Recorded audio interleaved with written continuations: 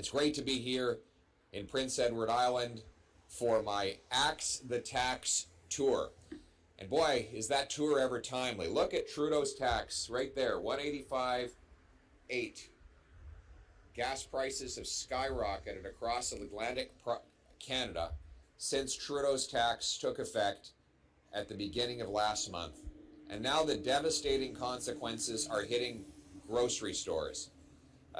Just this week, we saw the inflation numbers out, and food inflation was worse in Prince Edward Island than anywhere else. The Atlantic provinces were among the worst anywhere in Canada. That corresponds with the coming into force of the carbon tax. Higher taxes on the farmers who make the food and the truckers who ship the food means higher taxes on all who buy the food. The Trudeau tax is a food tax. And that's why I announced today to all Prince Edward Islanders and Atlantic Canadians that a Pierre Poilievre-led common sense conservative government will axe the tax to bring home lower prices for everyone. But that's not the only way that Trudeau and his Liberal team have failed Atlantic Canadians and Islanders in particular. We see that months after the international panel found that PEI seed potatoes are safe, the federal government in Canada continues to block their legitimate export to the United States, harming the potato farmers who are a key part of the local economy in this province. Trudeau does nothing to defend the farmers of this province. He takes the people in Prince Edward Island for granted, even though he has all 4 seats here. What does he give them in return?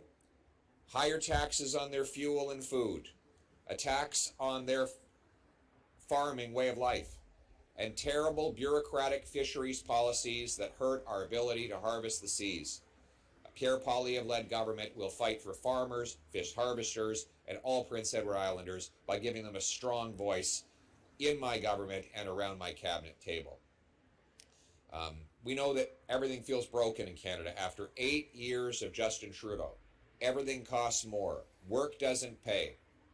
Housing costs have doubled. Crime, chaos, drugs, and disorder are common in our streets because of his catch-and-release policies.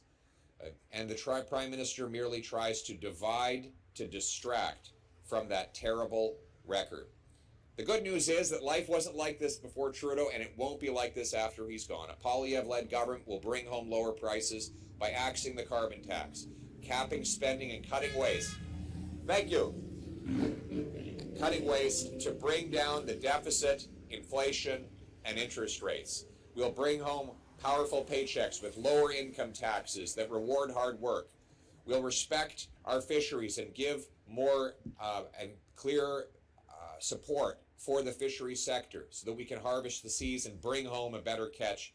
We will reduce the tax and red tape on our farmers so that they can keep more and lower their prices. We will develop our resources in this country rather than importing foreign dirty resources from dictatorships abroad.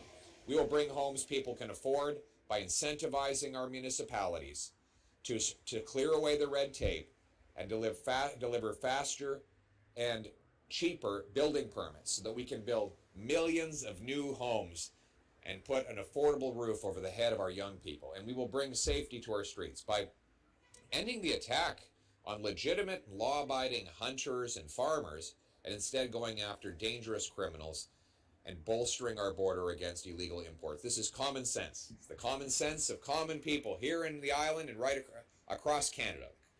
United for our common home. Your home, my home, our home. Let's bring it home.